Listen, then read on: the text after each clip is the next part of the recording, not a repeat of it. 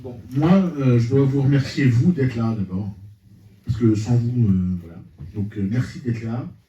Merci d'être curieux. Merci de vous faire confiance. Et avant même de nous présenter et de donner la parole, j'aurais envie de vous dire, faites-vous confiance et amusez-vous dans la vie. Voilà. Maintenant, je peux donner la parole à Tiffany parce que j'ai appris à être galant et donc elle va se présenter. J'ai oublié de dire qu'on a jusqu'à 11h moins 10. Donc là, on a 11h10, pardon. Donc on a 40 minutes, bien 40 minutes devant nous. Mais par contre, il n'y a pas la récré après. Mais oui. Mais puisqu'on a jusqu'à 11h10, et bien 11h moins 10, il n'y a pas de mauvaise question. Ce que je vais raconter, ce que Tiffany va raconter, peut susciter chez vous des réactions. Et toutes vos réactions, même celles où vous vous dites « Ah, mais je vais poser cette question, soit c'est trop perso, soit de quoi je me mêle, soit... Hein. » En fait, ça, c'est des arguments que je ne veux pas entendre ce matin. L'argument que je veux entendre, c'est « je pose la question ». Et je me marrerai plus ou moins selon la réponse.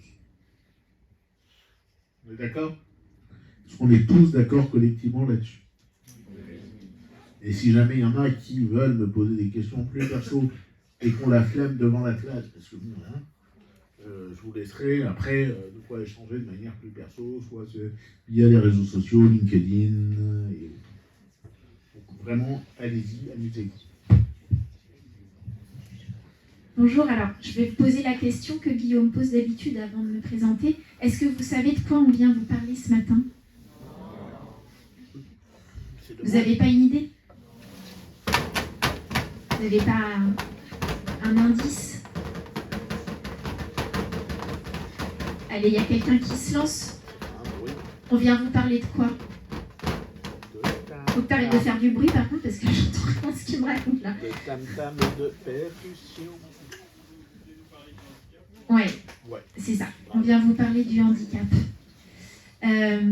Alors, peut-être avant de... On va faire à l'inverse de tout à l'heure. Je voulais juste vous dire une chose. On vient vous parler de handicap et là, vous avez Guillaume et donc vous voyez très bien de quoi on vient vous parler. Mais je veux vous dire aussi une chose importante, c'est que, est-ce que vous savez qu'il y a des handicaps qui ne se voient pas? Voilà. Et je voulais juste vous dire que il y a 12 millions de personnes handicapées en France et il y a 80% des handicaps qui ne se voient pas. Voilà. Donc, Guillaume va vous parler de lui, mais moi, je vous parlerai aussi un petit peu de ces handicaps-là, les handicaps invisibles. Je m'appelle Tiffany, je suis orthophoniste de métier. Mais je fais d'autres métiers aujourd'hui. Et en fait, j'ai rencontré Guillaume comme ça. Il était mon patient au départ.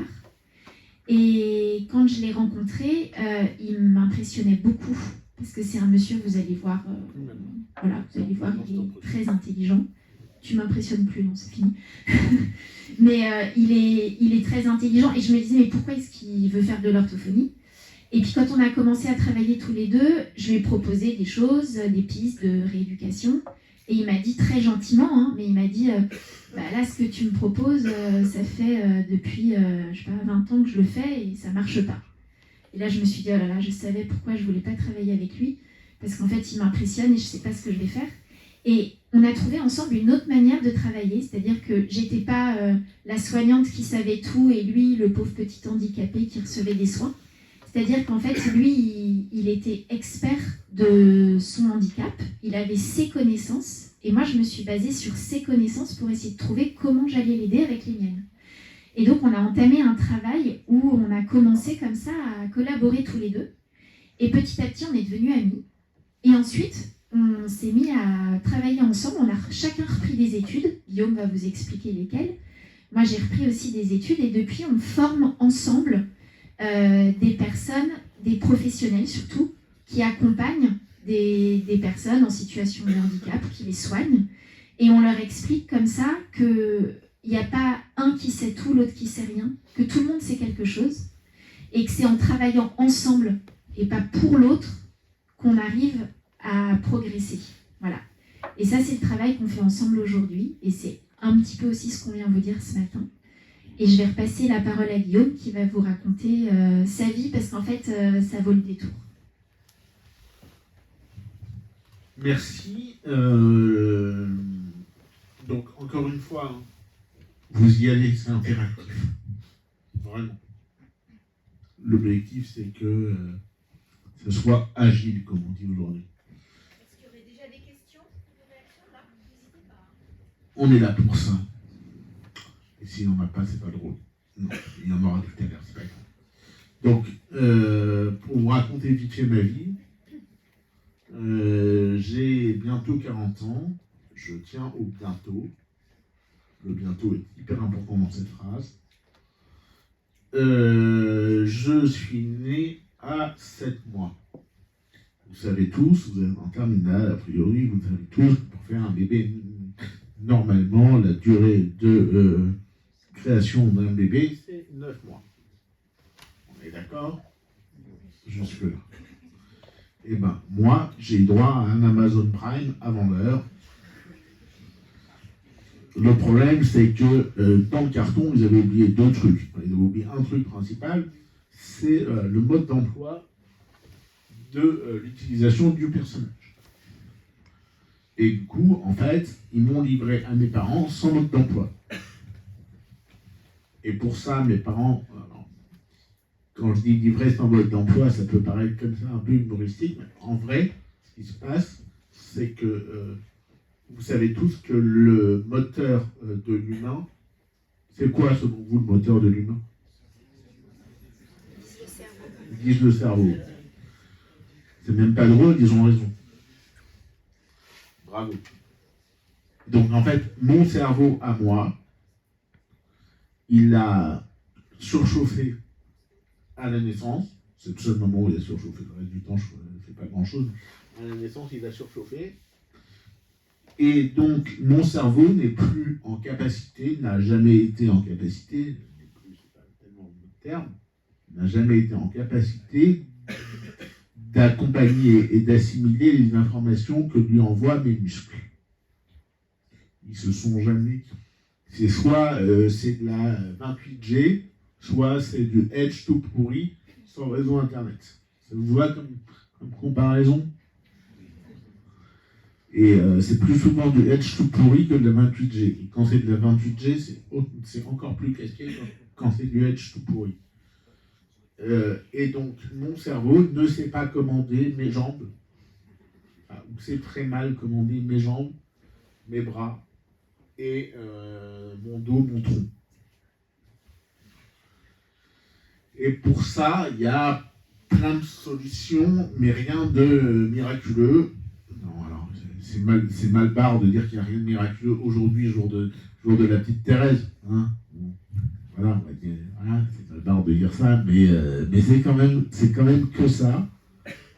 Et ce qui est hyper important dans ma vie, c'est que on se rend pas compte, mais on est en France, un super pays où on a un système social qui fonctionne. On s'en rend pas compte, c'est un super cadeau, quoi. Super cadeau que nous ont laissé nos ancêtres, que nous ont laissé les victimes des 2 guerres mondiales. C'est un système social qui fonctionne encore à peu près. Et ça, c'est un merveilleux cadeau. Dans plein de pays du monde, on n'a pas le système social qu'on a chez nous. Et donc, moi, j'ai une famille géniale, j'ai 2 sœurs merveilleuses, une maman merveilleuse, des nièces, c'est simple, hein. Il y en a une qui me demande un truc, je craque, et c'est les seules pour lesquelles je suis capable de courir, c'est elles. Elles ont compris comment faire courir. Parce que dès qu'elles me demandent un truc, je suis obligé, je craque. Un garçon intenable. Les bonbons, les jeux, bon, tout. Je craque. Mais tout ça pour vous dire, et donc, en parallèle de ça, à l'époque, il n'y avait pas mes nièces, il y avait juste mes parents et mes sœurs, et moi, j'ai été à l'école. À l'époque, il n'y avait pas de personnes handicapées dans les écoles.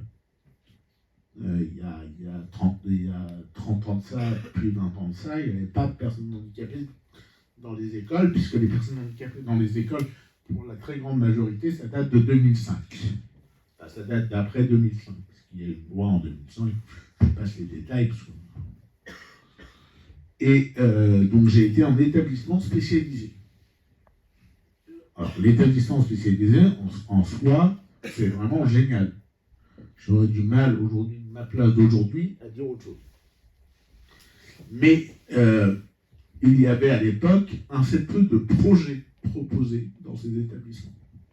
On nous emmenait assez peu hors des sentiers battus. Tu me diras, c'est logique pour des gens qui ne marchent pas, déjà ils ne peuvent pas marcher dans les sentiers battus, donc si tu les emmènes hors des sentiers battus, c'est de la merde, il y a des cailloux dans les chaussures. Ah, il faut rire un peu, parce que quand même je suis obligé de réfléchir aux vannes, alors si ça prend pas, c'est vraiment hardcore les gars. Donc, on nous emmenait assez peu hors des sentiers battus. Mais moi j'ai eu une chance folle dans ma vie. Enfin, j'en ai eu plein. Ma vie est blindée de chances folles. Et j'en ai eu une principalement, mais une vraie chance folle. C'est de rencontrer toujours sur mon parcours des gens qui m'ont ouvert des portes. Et sur votre parcours à vous,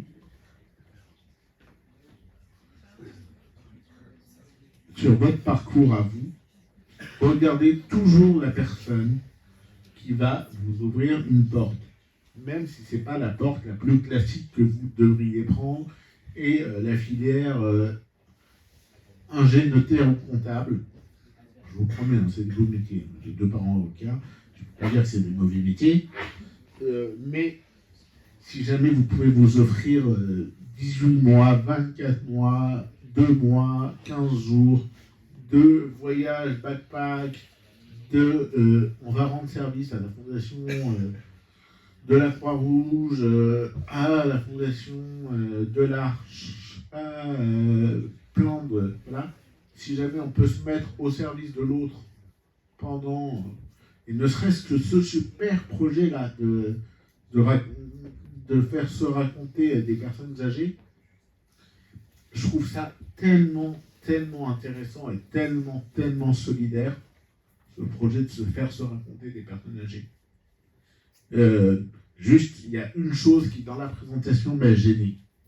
Alors, je vous la partage, ça ne veut pas dire que c'était pas bien, mais je vous la partage à chaud, parce que ça m'avait déjà gêné tout à l'heure. Je recommence. Enfin, je ne l'avais pas partagé tout à l'heure, mais vous vous mettrez jamais à la place de l'autre. Vous construirez avec l'autre une relation de confiance qui vous livrera son histoire. Et c'est pareil pour ceux qui vont aller animer en 4e. Vous ne serez jamais des profs et des super catéchistes de 4e. Mais par contre, vous serez des jeunes avec lesquels vous allez tisser. J'ai été moi-même animateur jusqu'à l'année dernière de mon 4e. Je suis passé en seconde. J'ai grandi. Mais vous accompagnerez des jeunes vers des chemins et des parcours de vie qu'ils n'auraient pas pris sans vous. Et juste pour compléter sur mon histoire et continuer sur mon histoire, vous allez voir que ça se rejoint. J'ai digressé là sur ce qu'on vous a proposé, mais vous allez voir que ça se rejoint assez bien. Moi, à 16 ans, l'école m'a mis dehors parce que j'étais trop lourdement handicapé pour une école spécialisée. On rediscutera de ça un autre jour, c'est pas très grave. Et ce qui m'a ouvert de nouveaux horizons, c'est le monde associatif. Et le monde associatif de la solidarité internationale et locale. On est d'accord que j'étais au moins aussi lourdement handicapé qu'aujourd'hui, un peu moins, mais c'était à la marge, donc on va dire au moins aussi lourdement handicapé qu'aujourd'hui. Et ce qui est vraiment important de vous dire, c'est que moi, la solidarité internationale, j'ai une famille qui faisait du droit, qui était plutôt aisée. Voilà, le truc, c'était loin de ma famille. et encore plus loin de moi. On est d'accord? Parce que moi, j'étais handicapé. Moi, on devait s'occuper de moi. Et pour la première fois, quand on m'a demandé de parler de solidarité internationale, de parler de solidarité locale, je me suis dit, mais en fait, ça veut dire que moi, je peux m'occuper d'autres gens que moi. Et c'est génial, ça. C'est génial, ce concept.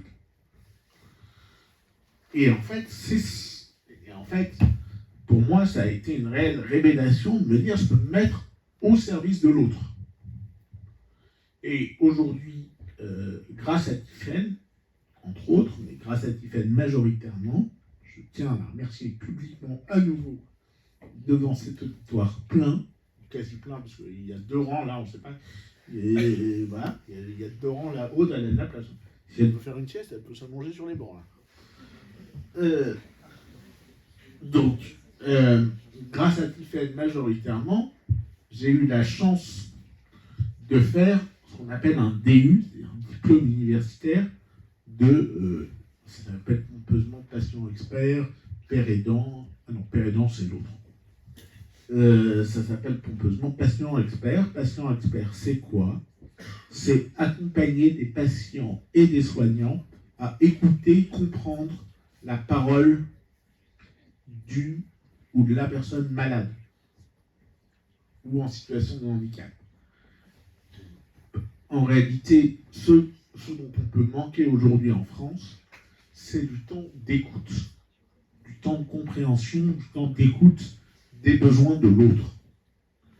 Et c'est pour ça que votre projet, dont vous parliez tout à l'heure, de coécrire ou d'écrire avec des personnes âgées en maison de retraite, le récit de leur vie avec leurs souvenirs, c'est du temps d'écoute que vous leur offrez en réalité. Et dans mon métier, moi aujourd'hui je forme, je vais de vous en terminale jusqu'à des internes en médecine. Les internes en médecine c'est Bac plus 7, Bac plus 8, j'en sais rien. Ça dépend de combien de fois ils ont triplé la première année.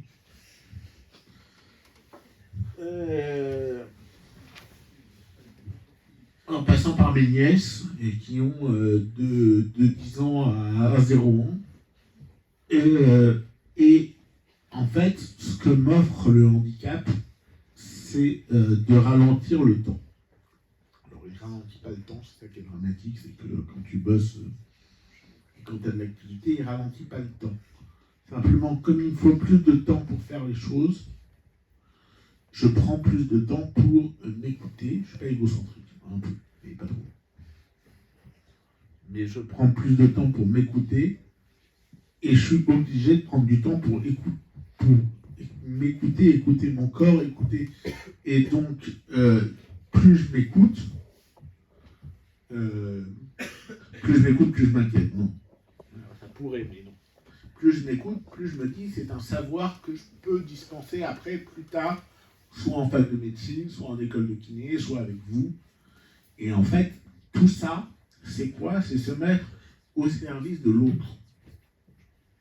Et vous, en terminale, vous êtes à un âge où vous pouvez vous mettre au service de l'autre en faisant de l'animation en 4e s'il faut, en partant 15 jours sur les 2 mois de vacances en colonie avec des personnes en situation de handicap mental, en situation de handicap moteur, voilà. En partant, en allant faire une maraude de rue, si vous voulez, avec des personnes SDF. Enfin, il y a plein de façons de vous mettre au service de l'autre. Il y a un mois, à la première séance, ils ont eu une de nos profs de lettres qui a témoigné que cet été, elle est allée construire une école. Comment? Qu'elle est allée construire une école en Afrique sur ses vacances. Donc voilà, ils ont eu un premier exemple déjà dans la première conférence. Eh bien, en fait, tout ça, je ne sais pas avec qui elle est partie, sûrement la DCT ou Fidesco. Non, c'était, vous vous souvenez du nom de l'association? Un petit coup de pouce. C'est une association aconfessionnelle. D'accord, ça il y en a des très bien. Non, je blague sur le sujet. Non, que je veux dire, c'est qu'en terminale, vous avez la possibilité déjà d'aller aider, ne serait-ce que par la solidarité sur les Restos du Cœur, la solidarité, aller aux collectes des Restos du Cœur, aller dans ces endroits-là. Et mon handicap me contraint à être extrêmement dépendant. Ma venue ce matin, ça a été une galère organisée hier soir entre 22, d'organiser hier soir entre 22h et 22h30. Et je ne blague absolument pas, ça s'est tenu entre 22 et 22h30 par SMS. Non, c'est bon, ça marche. Vous pouvez peut-être nous expliquer pour qu'ils aient conscience de ce que ça représente de se déplacer, rien que le fait de se déplacer quand on est à mobilité réduite. Alors, je vais vous l'expliquer de manière courte et synthétique, mais je vais vous l'expliquer quand même. Comment vous pensez que... Alors, j'habite Vanves. Vanves, c'est une petite ville des Hauts-de-Seine, c'est genre après ici les Moulineaux, c'est genre avant ici les Moulineaux ou après ici les Moulineaux en partant d'ici, mais enfin, c'est quand même pas bien loin, quoi. Ça doit faire 12 bornes, 10 bornes. Enfin, c'est rien, quoi. Soyons objectifs. Eh ben, j'ai réservé il y a 3 semaines à la rentrée, là, quand Mme Péricard m'a confirmé la date, j'ai réservé le transport adapté au fauteuil roulant pour pouvoir venir en fauteuil roulant électrique parce que en ce moment j'ai particulièrement mal au dos et que je voulais pas je voulais venir en fauteuil électrique. Et donc je me fais pas de soucis, c'est réservé, c'est réservé. J'appelle Tiffen dans la semaine, quand même, je dis écoute, ça serait bien si jamais on avait l'opportunité d'avoir une voiture en backup. Et elle me dit ouais, pas de problème, t'inquiète, je m'occupe d'avoir une voiture en backup, mais juste tu me confirmes la veille que ça fonctionne, que la PAM, ça fonctionne ou ça fonctionne pas, et en fonction, je vais chercher la voiture. Parce que... Et donc, hier, je regarde à 15h, 15h30, mon téléphone, je me mets sur leur appli qui est pourri, bref, je passe les détails. Votre transport est maintenu à l'aller comme au retour. Vous partirez à 8h de chez vous et vous serez pris en charge entre 11h30 et 11h45 au lycée Notre-Dame à Meudon. Parfait, merci beaucoup, c'est adorable d'être des amours. Alors tout ça, je ne leur dis pas parce que c'est une appli, mais c'est exactement ce que je pense. Et je rentre chez moi, je me pose, et à 17h40, je reçois un SMS. Bonjour, nous ne sommes pas en mesure d'assurer vos transports pour demain matin 8h. Et là, je vais vous détester. Je vais vous détester. Je vais vous faire manger des stylos. Je vais vous faire... Voilà, je vais vous détester. Sachez-le. Et donc je les appelle, je leur dis, est-ce que c'est une erreur? Parce qu'à 15h, vous m'avez maintenu que c'était jouable. Ah non, la régulation n'a pas trouvé de véhicule disponible. Pour 8h10 le matin. Demain matin. Très bien. Merci beaucoup. Et petite question. À 11h40, vous assurez le transport? Ah ben non, dans le même SMS ou dans le SMS d'après, il y avait un message disant qu'on n'assurait pas non plus le transport. Ah, merci beaucoup, c'est charmant. Et donc, le temps de joindre quelqu'un à leur régulation, parce que c'est quand même des gens géniaux,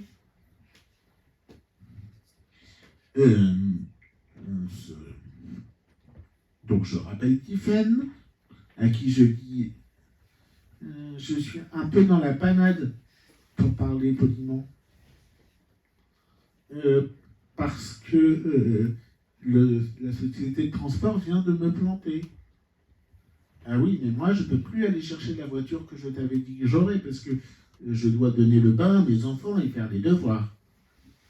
Ça, c'était normal. Et du coup, on commence à se creuser les méninges sur comment on fait. Et là, Tiffaine me dit, ah mais il y a le train qui va de la gare de Vanves à la gare de Meudon. On pourrait prendre le train si on voulait. Je lui réponds, oui, on pourrait prendre le train, sauf qu'il n'y a pas d'ascenseur à la gare de Vanves. Et donc on ne peut pas prendre le train. Et elle me dit, mais la mairie ne peut pas le rendre accessible. Je dis, bah si, sauf que la mairie me renvoie à la SNCF. Quand je dis ça à la mairie, on me dit, c'est pas toi, c'est la SNCF. Et quand je dis à la SNCF, ce serait bien que ce soit accessible, on me dit, c'est pas moi, c'est Grand Paris Seine-Ouest. Bref, les JO, c'était génial. Et il y a un sport qu'on a pratiqué en France depuis très très très longtemps en matière d'accessibilité, c'est le ping-pong. Non, franchement, en ping-pong d'accessibilité, on est les meilleurs du monde. C'est jamais de la faute de celui que tu as au téléphone. Vous avez compris la blague là? Je veux dire qu'ils s'envoient tous la balle.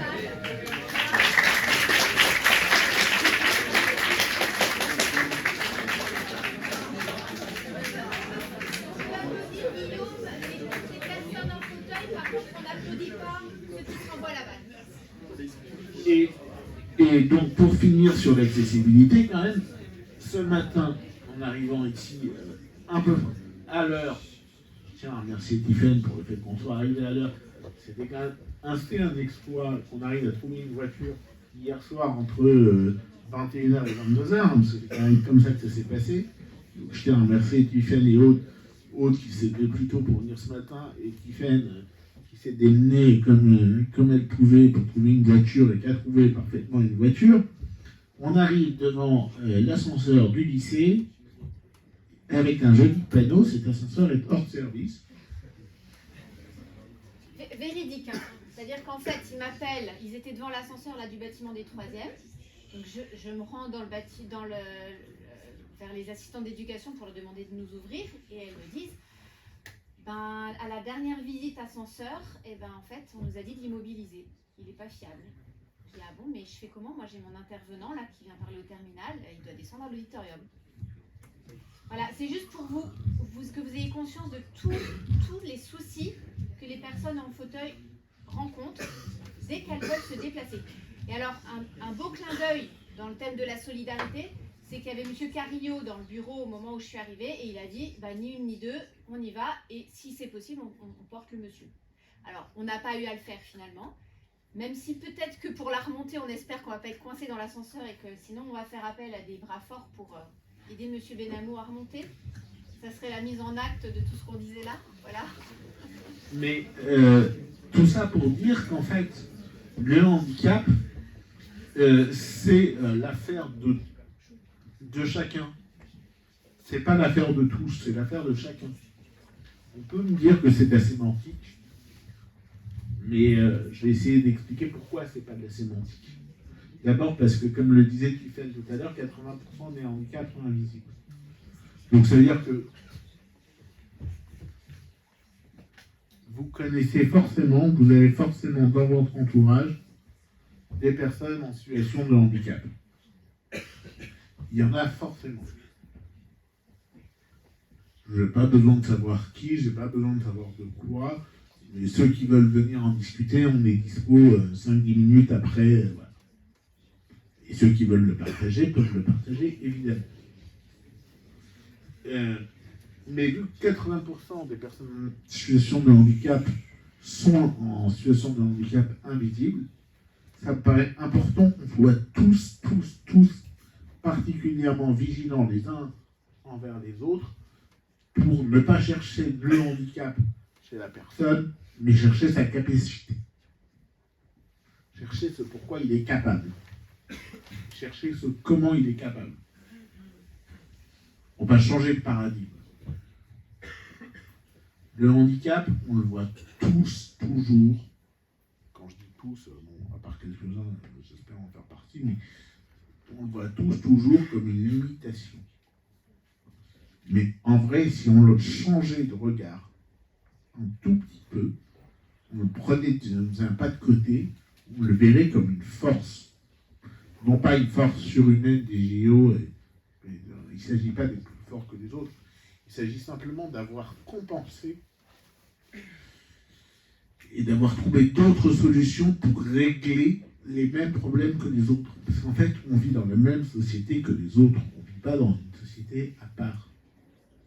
Tiffen, là, je pense que si tu voulais raconter l'anecdote de cette jeune fille, ça serait génial. Oui, je voulais juste vous demander, qu'est-ce que vous connaissez, vous, comme handicap invisible ?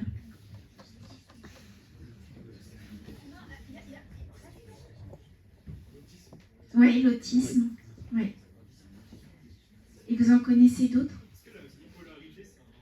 Oui. Oui, tout à fait. Ça fait partie des troubles psychiques et ça fait partie des handicaps invisibles. Les maladies mentales. Ouais. Oui, tout à fait. Les maladies chroniques font partie des handicaps et des handicaps invisibles. Bon, vous en connaissez.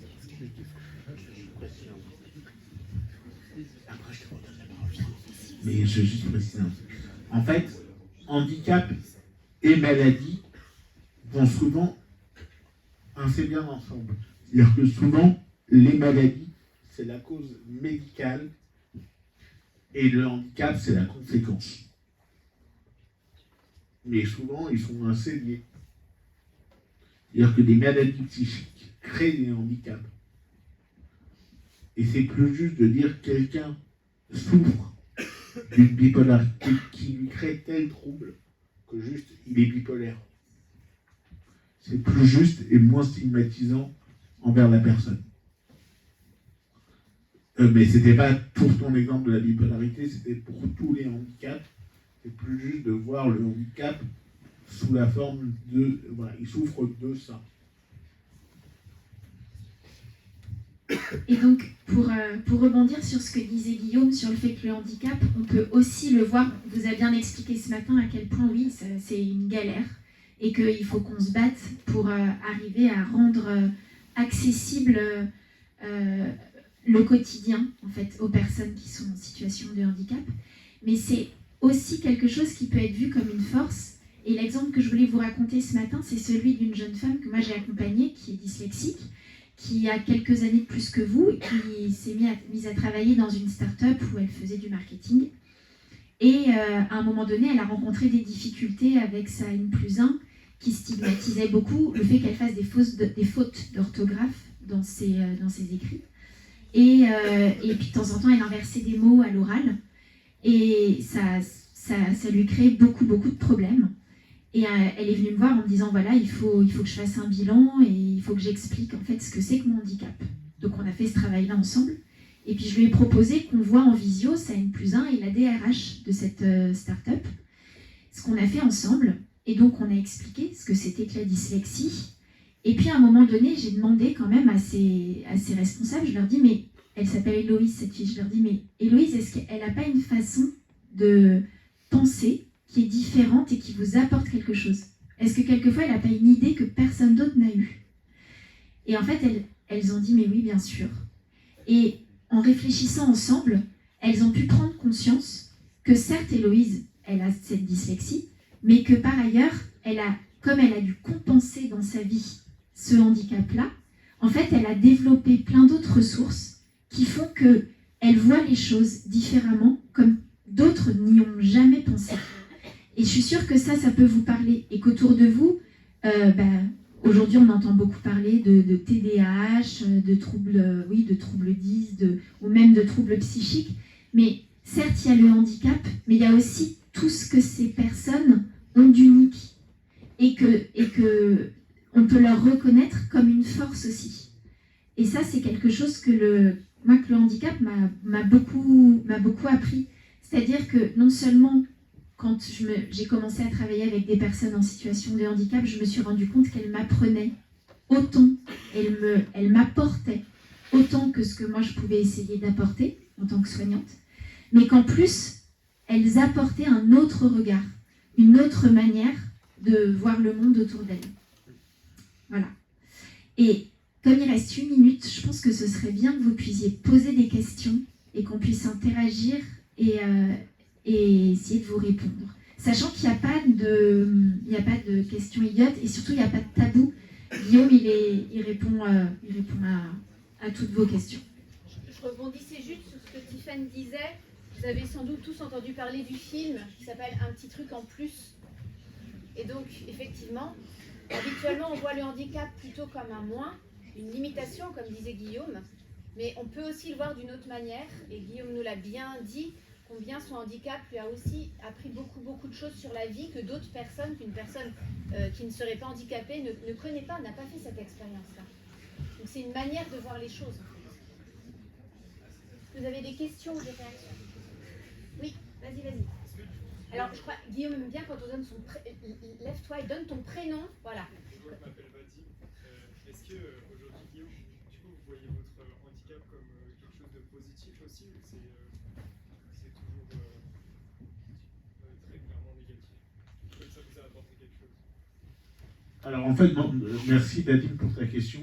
Parce que d'abord, c'était la première et c'est chouette. En fait, dans ta question, il y en a 3. Mais ça ne veut pas dire que j'en prendrai pas 2 autres, mais ça veut dire que dans ta question, il y en a 3. Est-ce que je vois mon handicap aujourd'hui comme quelque chose de positif? Je te dirais oui, mais je te dirais, ça, pour être tout à fait transparent, c'est pas non plus un monde de oui-oui, ça dépend des moments, ça dépend de l'état de douleur, de l'état de fatigue, de l'état de stress généré par le handicap, voilà. Mais je le vois comme quelque chose de positif quand je vais rencontrer des gens, quand je vais discuter avec des gens, quand je vais apprendre des choses à des gens, quand des gens vont m'apprendre quelque chose. Voilà. C'est comme dans la vie, c'est ni tout blanc ni tout noir.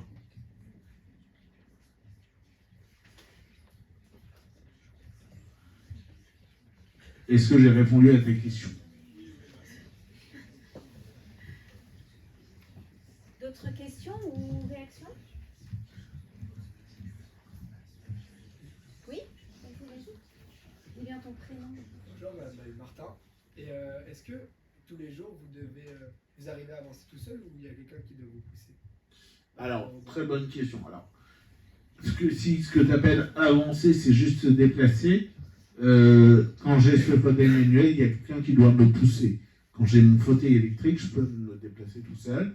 Mais au-delà de avancer physiquement, tous les jours, et c'est pour ça que Aude, entre autres ce matin, c'est pour ça que Aude, entre autres, fait partie d'une équipe de gens qui m'aident au quotidien à prendre une douche, faire la cuisine, laver le linge.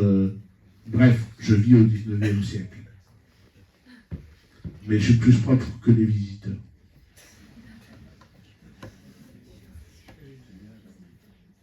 Donc, oui, j'arrive à avancer tout seul, mais en fait, avancer, c'est rien par rapport à tout le reste. C'est tout le reste qui est important. C'est non, je n'avancerai pas tout seul.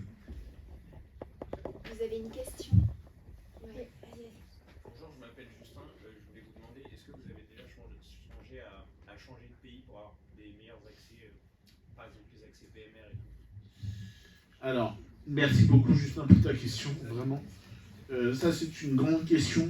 En fait, c'est très compliqué. Ta question est très compliquée à répondre. Parce que le pays parfait sur l'accueil du handicap n'existe pas. Tu as des pays où, en matière d'accessibilité au cadre bâti, c'est parfait. Mais par contre, en matière de sécurité sociale, t'en as pas beaucoup. En matière de soins, t'en as moins qu'en France. Et tu as des pays dans le cadre d'accessibilité au cadre bâti est pourri, mais tu as des super soins, de super qualité. Et puis quand même, en France, on a un système qui est le système de la Sécu, qui est un système solidaire, qui fonctionne bien. Et en fait, l'herbe est toujours plus verte chez le voisin.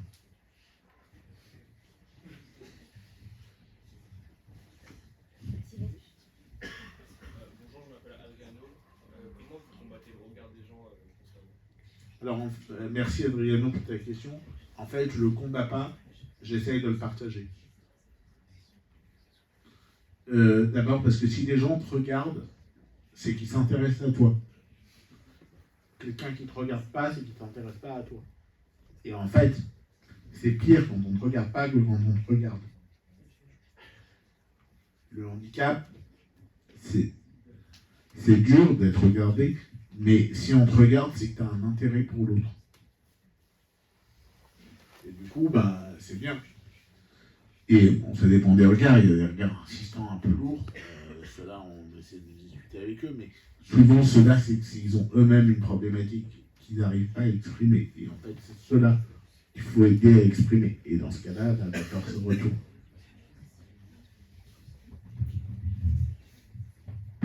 Ouais. Bonjour, je m'appelle Aël et j'aimerais savoir à partir de quel moment vous avez pris conscience que vous étiez handicapé et comment vous avez réagi sur le moment. Ça, c'est une vaste... Merci pour ta question, mais ça, c'est une trop vaste question.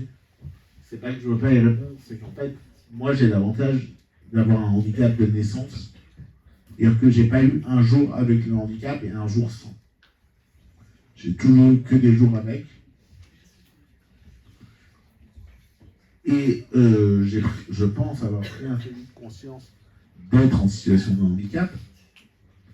Mais quand tu as 4 ans, 5 ans, tu n'as pas les mêmes implications que quand on a 30 ou 40. Voilà, c'est des choses qui sont complètement différentes. Il y avait une question. Attendez. Il y avait encore. Attendez. 30 secondes, il y avait une dernière question. Il y avait une dernière question. Non. Bon, Malheureusement, vous n'avez pas beaucoup de temps, mais pour vous dire que Guillaume, M.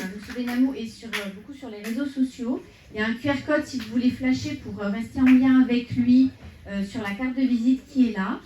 Et vraiment, je les remercie encore beaucoup en votre nom. Et n'hésitez pas à venir les voir et éventuellement, là, en partant, éventuellement prendre un rendez-vous si vous voulez discuter davantage.